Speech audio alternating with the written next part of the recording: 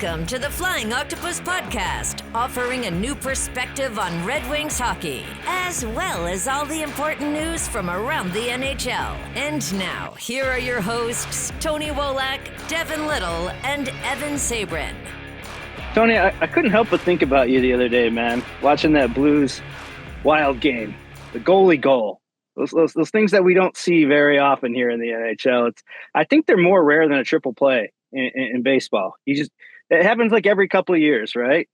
And yeah, that was pretty crazy. I love seeing those. It's one of the funnest parts of the game when they do happen. But I couldn't help but think about you, Tony, and wondering, since you're our resident goalie here on the Flying Octopus, have you ever been close? Because I played hockey my whole life, and I've played with a goalie stick. I've never played goalie, but it looks so freaking difficult for me to whip a puck with that huge fucking, like, you have to have like super wrists, right? Have you ever been close to it? You know, it's funny.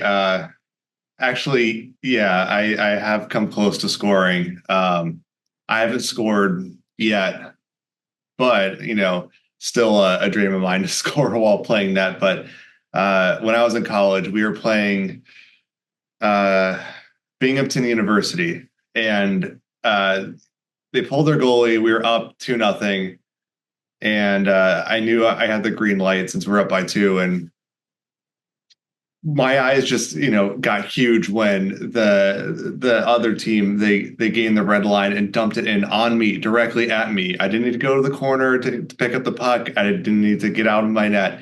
It went directly to me, and I was like, oh man, here's my chance. And so, you know, caught it, dropped it, shot it so quick, and you know, it landed just on the pretty much near the blue line, the far blue line. And I'm watching it. I'm leaning.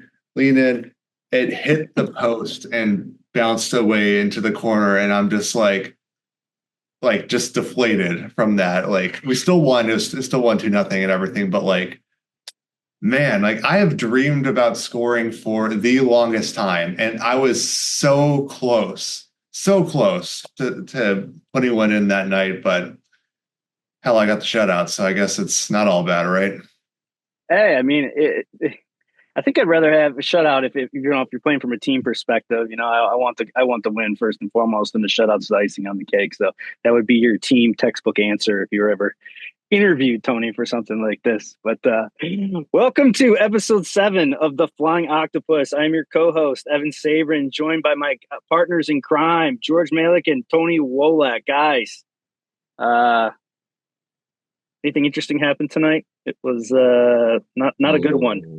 Red Wings off to a brutal start here, and we're going to get into that because we're getting the worst out of the way. We're getting the worst out of the way early.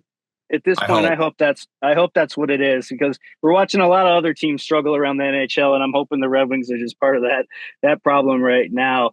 But before we get started, and we got a lot to talk about today, with especially after tonight's loss to the Rangers. But I want to tell everyone, our listeners, remind everyone where you can find us. We are on YouTube at The Flying Octopus, and you can also find us on Twitter and Threads at The Flying Octopod.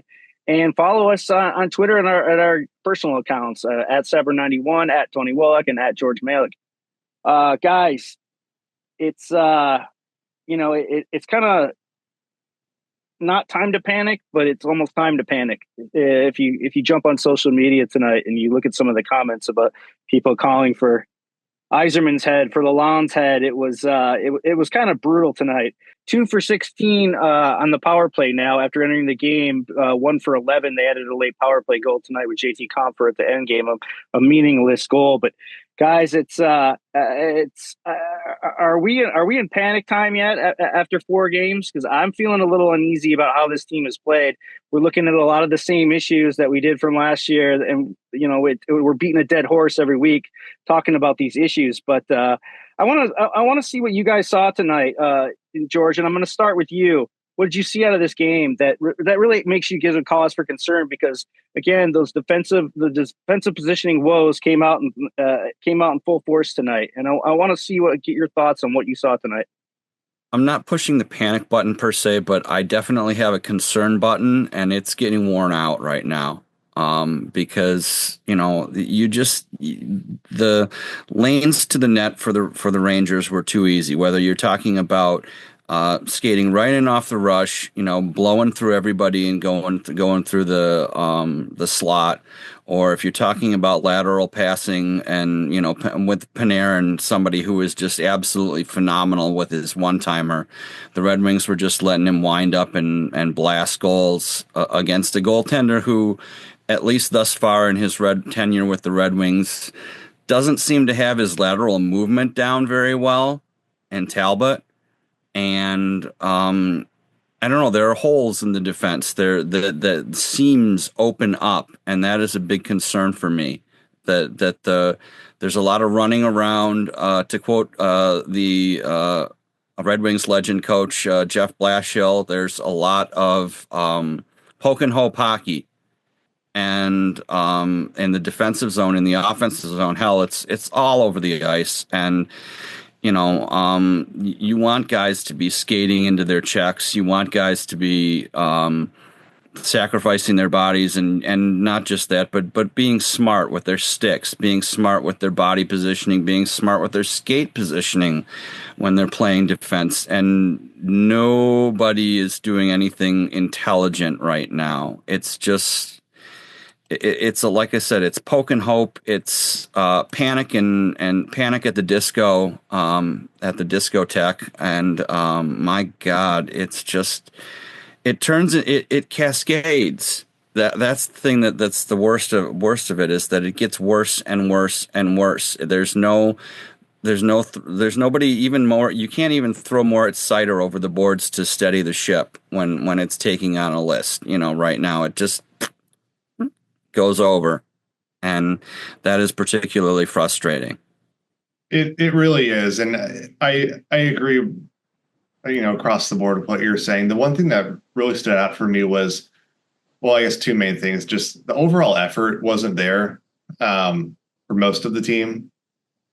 For, say, Seider, Larkin, Raymond, it's there, but everyone else, it's not even like a talent issue. It's just like a following through with the execution and just the overall strategy that goes into the game. It looks so lackluster, and it's frustrating to watch, because this is a team that was so close to making the playoffs last year, and then after 4 games we have 2 complete duds. We have a win with a bend but don't break defensive strategy that luckily paid off. And then you had another loss on Monday night against the Rangers, where the effort was there, but they got goalied. So, it's unfortunate that was the case. But tonight, in response to that 4-1 loss at New York, playing against the same team, but their backup goalie, man, the effort was not there. And another thing you hit on, George, was just, I don't know, the decision making out there was awful, just plain awful. There is far too many times when, getting the puck in the defensive zone, even off a faceoff, just flicking it out and hoping for the best. There was the passing was off, and there was no crisp playmaking to exit the zone. And just, I don't know, something seems off there. The effort, the decision making, there are far too many players who are just coasting out there and just look flat out terrible. You can, make the case that half of the defense should be sitting for the next game, and we've yet to see much of anything from the bottom 6 so far offensively. So I don't know. There needs to be some change. I'm like you. I'm hitting the I'm concerned button. As long as, honestly, in my opinion, if the Red Wings continue to tinker with things to try to find the right mixes and try to find the right combinations up front and on the blue line, great. But if you're running the same strategy out there, you're running the same lines out there, that's a problem. Because what we're seeing on the ice right now is just not good enough. And I mentioned the power play, and I just checked my notes. Yeah, 2 for 16 isn't good. And I wanted, Tony, how do they get this? How do they get this ship right on the power play? It's been frustrating. I feel like there's a little bit of snake bitten. I feel like there was a lot of chance. There were some good chances, especially in the first period tonight. Was really disappointed to see that Erik Gustafsson pass broken up on the 5-on-3 there. That led to a rush the other way. Didn't result in anything. But just tell me about like how can this team improve better? Is it bad bounces? Is it bad luck? Or are we just not executing? Are the Red Wings not executing at a level that they need to be successful on the power play? So, I mean, I think it's kind of funny actually that like of all the things that are going wrong, the thing that's the least wrong is the power play. Yeah, sure. 2 for 16 is not great, at least compared to how they were performing last season. But like the Red Wings have had good entries. They have a very diversified strategy when it comes to zone entries when breaking the puck out on the power play. There's, at least when it comes to the first power play unit, there's great puck movement. Like offensive zone, Patrick Kane, Alex DeBrincat, Lucas Raymond, Larkin, and either Seider or Erik Gustafsson on the point. There's some great movement and some great looks. And while they've only scored 2 goals so far, and, you know, we can discuss if, you know, JT Compher's late meaningless goal counts in that, but like, if you look at their underlying numbers going into that game, according to Natural Stat Trick, the Red Wings are far and away the best team when it comes to power play expected goals for. Their scoring chances per 60 is number 1. Their high danger chances per 60 is number 1 as well. And like, at least to me, this suggests that they're going to score. Like, sure, it just hasn't clicked yet. They haven't found the back of the net, you know, enough times yet. But they're doing all the right things to score, and that's all that to me means something. The rest of their game, like their 5-on-5 play and their penalty kill, there's a lot that's going wrong. But the power play, at least they're doing a lot right. It's just not quite working, like to the extent they want it to yet. So that in that regard, I'm not overly concerned. George, we talked earlier last week about some of the personnel decisions on manning the power play. What are you seeing out of this power play as far from a personnel standpoint that you think could be adjusted or help the unit be more effective? Well, you know, the obvious answer for everybody is stick Michael Rasmussen in front of the damn net and in front of the goaltender's eyes. That's one thing, but at the same time, you know, I'm a little confused as to why Alex DeBrincat is in the bumper spot or in the net front spot as he was tonight, as opposed to being on one of the flanks, because it kind of takes away his shot. And, you know, DeBrincat seems to run incredibly hot or incredibly cold to begin with. But, you know, putting him in the slot, it just takes away that one-timer. It takes away what he gives to the team, I think, best in that big booming shot of his. And it gives him less time and space to work with and he needs a little bit more time and space than the average player of his caliber. Then, you know, we can debate whether Comfort seems to do a pretty good job at the net front. I'm not thrilled with Andrew Kopp being in the net front, but people are not thrilled with Andrew Kopp in a lot of ways. And, you know, it just, and then there's the question of, you know, Erik Gustafsson being utilized at all because after he got benched for a couple of games. You know, we have seen him make some dynamic plays. Really look like somebody who might be able to fill Shane Gostisbehere's skates, but you know, it's really hard to say whether he you know, what he does on the power play assuages for how bad he's been at even strength. Yeah, and I just mentioned Gustafsson about on that 5-on-3 in the first period, and you did mention, George, that we saw him scratch for 2 games this week already. After playing in the first game, I started to get a little Justin Holl vibes like we had last season, where Holl only played in 37 of the Red Wings' 82 games. Do you think Gustafsson is a candidate to be a regular healthy scratch? I mean, 1 game into the season and he's already sat for 2 already. Is this a concern for you, especially when you consider he hasn't looked that great from a defensive standpoint in the 2 games that he has played? As far as I'm concerned, it's still early. It's a week. It's 4 games. The data is insufficient, as you might say, but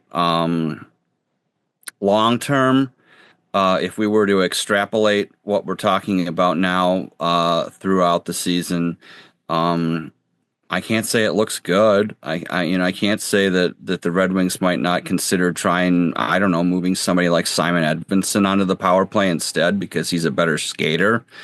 And, when Edvinsson is motivated to produce offensive,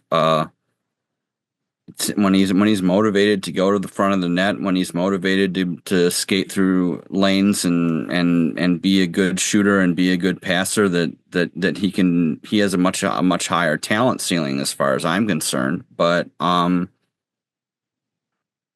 it's just, this is so frustrating in general, regardless of the personnel that we're talking about,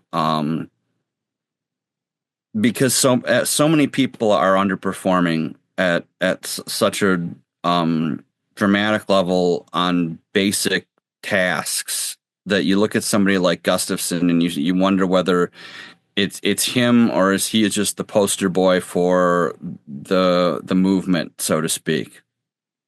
This year's Jonathan Ericsson. This year's version of Jonathan Ericsson. So. That's all I've got to say. Tony? Yeah.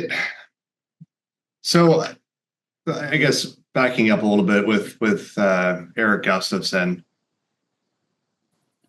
when the Red Wings, had their home opener against Pittsburgh, he was flat out awful, and that's just a reality of what happened on the ice. Defensively, he was not good. There's some value to have him on the power play, but he's also a defenseman. A defenseman needs to play defense, and if his defense isn't good, he probably shouldn't be out on the ice.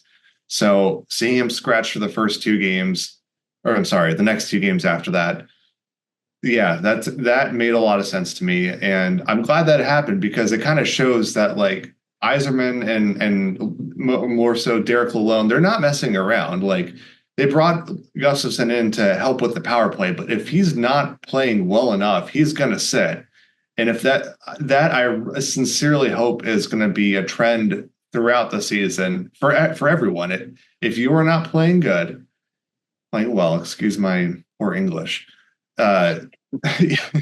English major comes down on the English major comes down on the. No, it's fine. No, if you're not playing well, you should sit. There are other players who are more deserving of ice time. And with 8 defensemen, there is plenty of opportunity for the Red Wings to rotate players in and out if someone's being ineffective. Because if you're playing ineffective players consistently, that's not a good look. And, that's not just, for defensemen, it's the same for forwards. Michael Rasmussen's been pretty terrible so far. He has made a couple of good plays here and there, but has been pretty awful even when getting the puck. Andrew Kopp's been invisible. A lot of, even just the whole bottom 6 has not been great. So, and I guess the last player just to comment on is, yes, I know JT Compher does have a few points. He has 2 goals and a few points so far, but the Red Wings need more from their second line center. Flat out, they need more from him in all zones of the ice, and especially at 5-on-5. But it's like George said, it's early. It's good that they are scratching players, regardless of who they are. If they're not performing, let's hope that continues. And frankly, I didn't think Snyder played, poorly or anything like that when he stepped into Gustafsson's spot on the first power play unit. So I do hope that they give him a longer look there.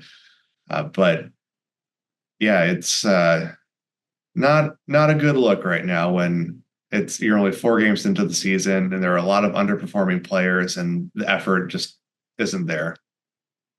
4 games into the season, it's almost a good enough sample size when we're seeing the same problems repeated over and over. And we talk about defensive positioning all the time. And boy, tonight did I see Sherratt get caught a couple times, and especially on that first goal where he had no clue where his man was coming around from the side of the net.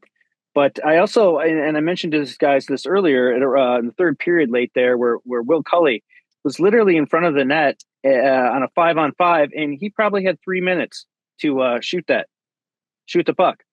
And it was stopped, but it just goes to show it feels like once things start going south with this team, it feels like frustration kicks in, and their lack of awareness as far as defensive positioning just completely falls apart. And this is something that we've seen in the past before, and now it's reared its ugly head at the start of this season.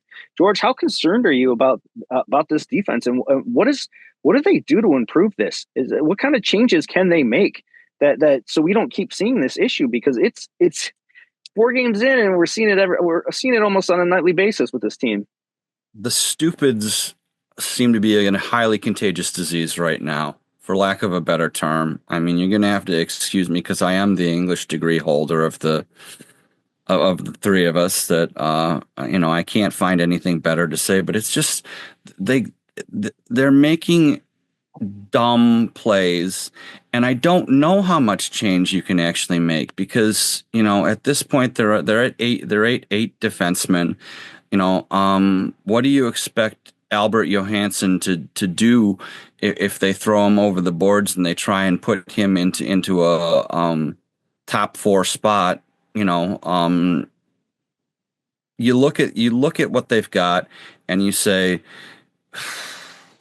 Bob Bugner has to coach his ass off, as far as I'm concerned. Bob Bugner and the rest of the Red Wings coaches need to do a better job of preaching fundamentals, of preaching tracking, better trackbacks, of just plain old getting back to basics. Maybe even doing the practice trick where they make the guys hold on to the blades of their stick as opposed to the butt ends, so that they can't defend with anything more than that little tiny knob at the end of their stick, to make them work better on their stick checking. Because that's been a big issue for me, is just watching the guys just kind of swing at it, it's poke and hope. To use the Blashill phrase, it's poke and hope, and you want people to you want the guys to be more committed. You want the guys to be in better position, and it's skating as much as anything too. It's skating. It's skating into your check. It's skating into the shots against when you want to block a shot. You watch Moritz Seider block shots. One of the best things he does is he plays a little goaltending. He cuts down the angle. He skates into his opponent's shot, and it's standing around and as my father, the probation officer, would have said so eloquently, dicking around and waiting for the next guy to do something for you, and instead. You have to be if you're going to be the last man back, you better sure as hell be the difference maker. And that's not happening here. You've got these guys who are the last line of defense, literally and figuratively, especially with the goaltending being up and down. And they're waiting for someone else to make the decisive move here, or they're just waiting and they get deked out of their jock straps, and that's that's unpleasant to watch, and it's got to be enervating for the guys on the bench to have to see their teammates just lack initiative. Yeah, and what I know,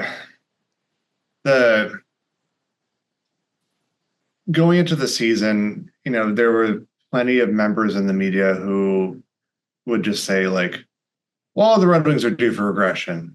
Shooting percentage was high. They're due to regress. I don't think Steve Yzerman thinks that way.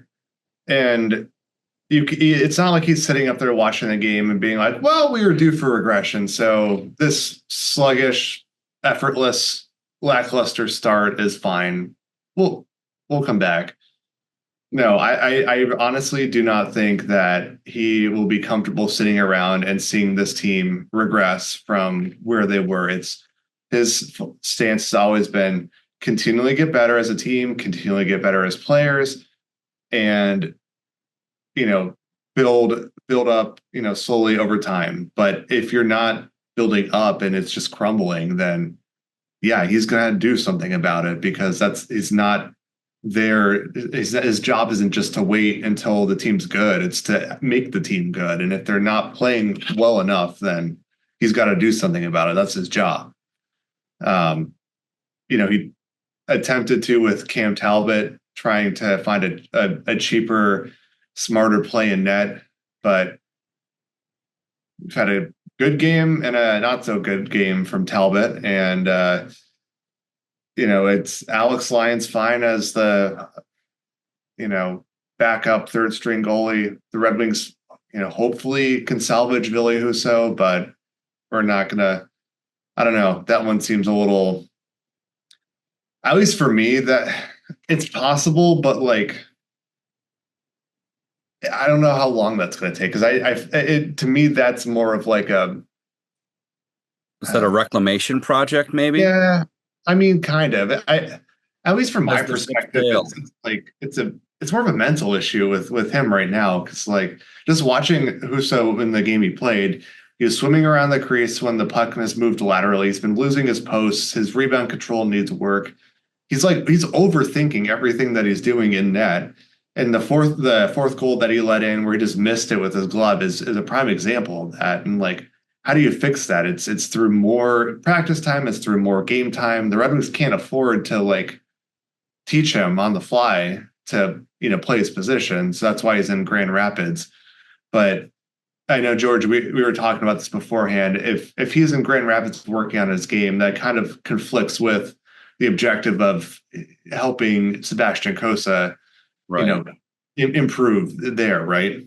Yeah, the crease just got more crowded in Grand Rapids, in that they brought Carter Gylander up, and then they've got Subban in there, so they've got 4 goalies, 1 crease, so you do wonder whether how much time Husso really has, because you've got.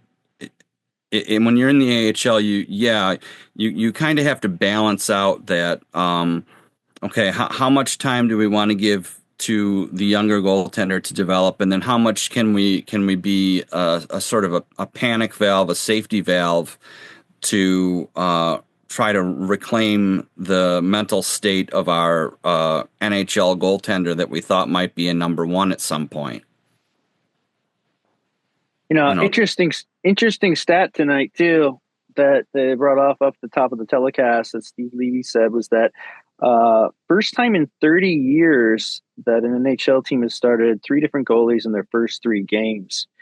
To me, that's crazy. I feel like that wouldn't be right, but that's exactly what he said. So I want to get your guys' thoughts here. Like where are you on the panic meter with goaltending? Because after 4 games, I think it's justifiably okay to be concerned with it at this point. We talk about Tony about how the Red Wings were goalied on Monday versus the Rangers. It's that kind of effort that the Red Wings don't seem to get out of their goaltenders, and that's a problem. Are we still playing the long game here and waiting for Sebastian Cossa to develop? Because none of these 3 goalies that are on the roster now are part of the long-term future. And Costa's not going to – it's very rare that a rookie goaltender comes in and lights the league on fire. So from the goaltending standpoint, George, I'll start with you.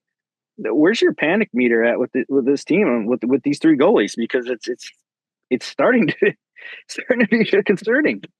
With the team, I'm pressing the concern button. With the goalie situation, yeah, the panic button is being pressed, and pressed firmly. The question long term is definitely going to be okay. Are these guys just are we gonna plug the cracks until Kosa is ready, and maybe even longer until Kosa and Trey Augustine are your tandem 4 or 5 years down the road? Are you just going to keep plugging the cracks and using your Flex Seal to keep the wooter out, as that guy, the lovely Flex Seal guy, always says with his East Coast accent? Keep the wooter out. It's wooter proof, But anyway, the long story long for that is, man, I don't know. Do you end up having to make a trade for another goaltender? Do you have to sacrifice some assets and throw in somebody to finally stabilize the situation? And I don't think that's a question where you answer yes now, but by the midpoint of the season, when we're talking about, Coach Lalonde's neck being on the line, that's definitely a situation where you may have to sacrifice some assets to find an answer in the crease, just as you may have to sacrifice some assets should Erik Gustafsson not turn out well, to find a power play quarterback. And I certainly hope that whatever is going on in Steve Yzerman's head right now, we've talked about how he's waived players as necessary and how he's encouraged the coaching staff. We know that he and Lalonde talk on an everyday basis. You hope that they're aggressive in rectifying the situation, regardless of whether that is your goaltending situation or other problems on the roster, and there are a litany thereof right now. Yeah, a wake-up call is coming. If the team continues to play like this, a wake-up call is coming. It may be in net, it may be elsewhere, but there needs to be better effort all around. But on the goaltending front, I don't know if I'm panicking. For Talbot, this is his first year with the team, and this is literally his third game in net. Played half a game against Pittsburgh, a full game against Nashville, and then half a game against the Rangers. But it's gonna take a little bit of time for him just to get used to his new surroundings compared to the defense he had with the Los Angeles Kings last year. He does have experience playing behind less than stellar defenses in other stops in his career, like Ottawa and Calgary. But it's Devin called this out in an earlier episode that if the Red Wings see Sebastian Kosa starting a game, it's either a really good thing or it's a really bad thing. And we're kind of leaning toward it's a really bad thing right now. And you have to go. And when you think about Talbot, I agree with you that, I'm willing to push the panic button, but at the same time, you have to be you have to understand the fact that Talbot is coming to a new team. As god awful as this lateral movement has been, as many holes in his game as there have been, you look at him and you say, well, he's coming to a new team. He's coming to a different defensive system. He's coming to the Los Angeles Kings are one of the best defensive teams in terms of their shot blocking and their overall effort in the defensive part of the game. And you got to give him enough rope to hang himself by. I don't mean that in a negative sense. I mean that in the you've got to give him some rope with which to acclimate himself to where he's at. What do you think? Obviously it's not like they have much of a choice at this point about who's starting in net, but I do think Alex Lyon's going to end up playing the next game, and Talbot will get plenty of starts thereafter. But it's tough because you see some teams where they have a stellar goalie and their defense around them isn't that great, but the goalie continually bails them out. The Red Wings don't have that. Their goalies are not bailing them out whatsoever. Or you have teams with average goalies, and their defensive structure is set up in a way to, not expose the goalie so much, right? They're swarming defensively. They're not giving opponents quality chances to to make this goalie work. Prime example, and I know we've hated on them for a while, but like the last few years, the Toronto Maple Leafs have not had good goalies at all. Like they have been average goalies at best, but they have such a good team around them and have had a pretty solid defense around them that like it's been fine. Like not in the playoffs, but in the regular season, it's been fine. And the Red Wings don't have either of those things. They have a poor defense and poor goaltending, and there isn't one strength between the two positions that can mask the other enough so far. Hopefully some adjustments are made, whether it's, Talbot getting used to the team around him, or Lyon playing his ass off, or Husso finding his game, or what have you in net, or the Red Wings adjusting their defensive strategy to, play like more of a shutdown, swarming defensive game where they're not scoring as much because they're more focused on defense and preventing quality chances against. But they're at least, minimizing those opportunities and kind of masking their average to subpar goaltending. I do want to bring up one point, and I know we talked about this last week too, the Iser plan or whatever he wants to call it. He hates that name, but when you look at this rebuild and how things have gone the last few years, at what point do you look at Steve Yzerman and say, there's been a lot of free agents that have brought in here, and there's been a lot more misses than there have been hits. You look at guys like Kopp, Reimer, Hull, Sherratt, Petrie, Husso, maybe Talbot. We don't know yet. It's still a small sample size, but at some point you have to look at some of the free agent acquisitions that are brought in that just haven't really worked out. And I'm curious, George, what do you think? I mean, how much of that is on Steve Yzerman? Like how much of it, because we all know that the drafts have been great. The prospect system is in good shape right now. But you just said with the Flexall ceiling, the free agencies bringing in to plug holes until the kids are ready, till our prospects are going to be regular NHLers, haven't really panned out. And I'm curious, George, like is there a blame to go around at Steve Yzerman? Because if you looked at Twitter tonight, and I know a lot of Red Wings fans like to live in the moment, just like I do, but there's a lot of people calling for Yzerman's head on this exact situation that I'm talking about. Yeah, I understand the frustration. I feel that frustration, myself.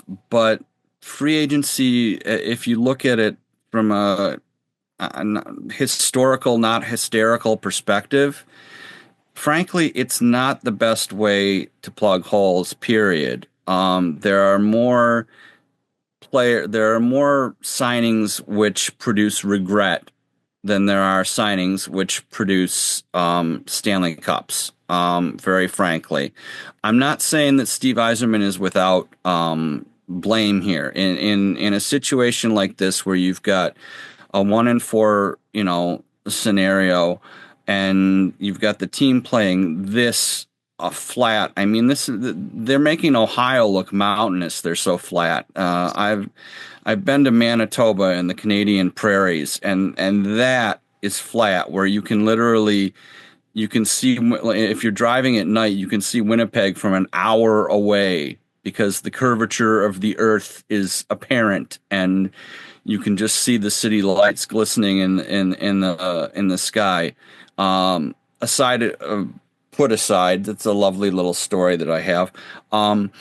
Yeah, there's got to be blame placed all around. There's got to be blame placed on the general manager, on the coaching staff, on blame the pro scouts right now. They deserve a bit of it. But free agency is just not the be all end all for me. And I think that you have to have a better integration of bringing in some free agents, bringing in some prospects, and then getting some trade acquisitions. And I think that's where we're getting to the point that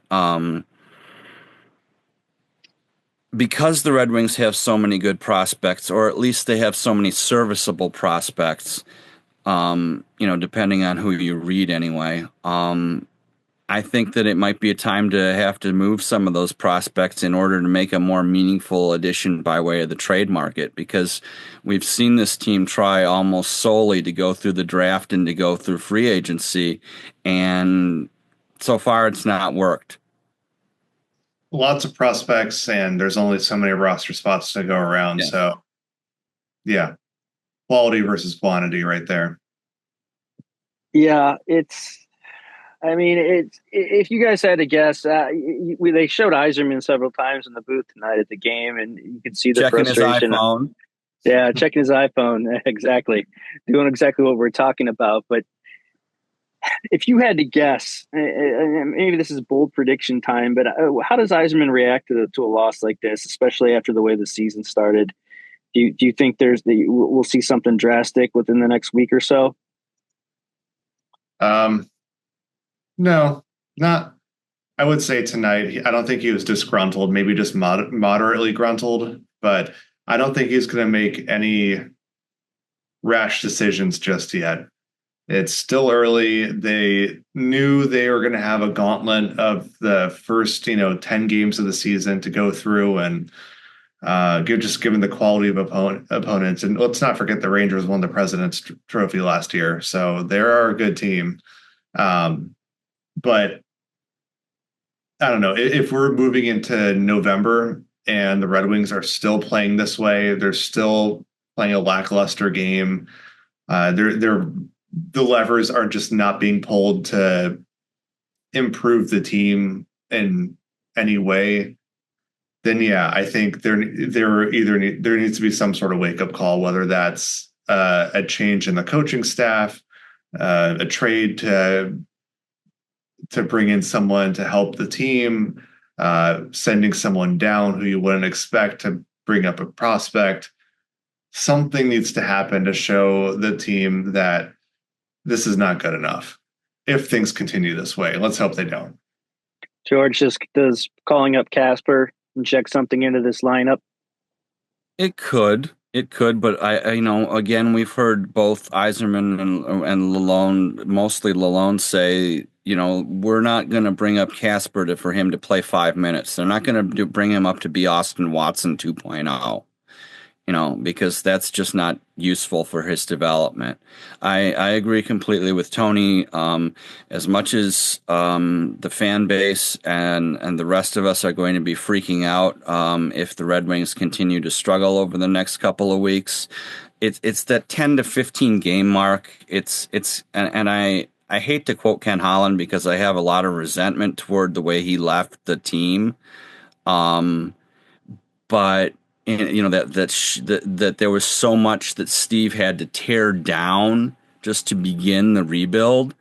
But long story long, Ken Holland has been a general manager since the 10th of forever for good reasons. He is, when he wants to be, a capable and thoughtful architect of the game. And he is absolutely right when he says that American Thanksgiving is that barometer point for most teams, where you get into the middle of November, you're 15 to 20 games into the season, and if you have made all the call-ups that you can and the waiver claims that you can, or the waiver movements that you can, if you've thrown the guys over the boards for enough number of bag skates, eventually the team the team and the coaching staff, by then they gel into the "it is what it is" situation. And when it is what it is and it is not working, then you need to make some dramatic changes. As Tony said, maybe more than one dramatic change. You toss the coach and you make a trade. You do what's necessary. But when we're talking about Steve Yzerman and his personality and what that is going to yield in terms of making changes and making actual changes. He is both incredibly aggressive and incredibly methodical. And, that's not going to be exciting for the fan base in that sort of that sexy sports move sense of the term. But he's going to be very methodical. He's going to decide to make the best change for the team as he and his management team adjudge it, and then they will make some substantive changes to the roster and possibly behind the bench, maybe both. Yeah, and Tony, you brought up a great point. The start of the season, this gauntlet that the Red Wings have to go through to start the season, it's just unbelievable. You have Nashville and then the Islanders, and then, of course, it's next Thursday against the Devils. So it's funny, Tony brought up before the show, maybe we should stop recording on Thursdays because it's just brutally ugly. It just is. Guess what happens next Thursday? The Red Wings play again. Yeah, Yep. So that's against the Devils, so. Islanders, Devils, Sabres. Then they host the Oilers and the Jets, and who are no pushovers. So this is a brutal October, and maybe it's better that we're seeing what we're seeing now. I hate to say that, but if the warts and all are going to be here, then maybe we see a little melanoma, and you chop that melanoma off. I don't want to sound gross and disgusting, but that's the analogy we all needed to end this show on. You're welcome. That's what the English degree pays you out with. You can't put a price on that. But guys, thanks for joining me again. And again, Flying Octopus. Well, check us out on YouTube, iTunes, Spotify, wherever you get your podcast. That's where you can get more of us. And feel free to follow us on Twitter at the Flying Octopod or at Flying Octopus. Sorry, no duh. So again, boys, I'll see you next week, and hopefully we have a better conversation to talk about in terms of hockey play. So we'll see you next week, guys. Thanks for watching Flying Octopus. Thanks for listening to the Flying Octopus Podcast. Follow us on YouTube at the Flying Octopus channel and Twitter at Flying Octopod.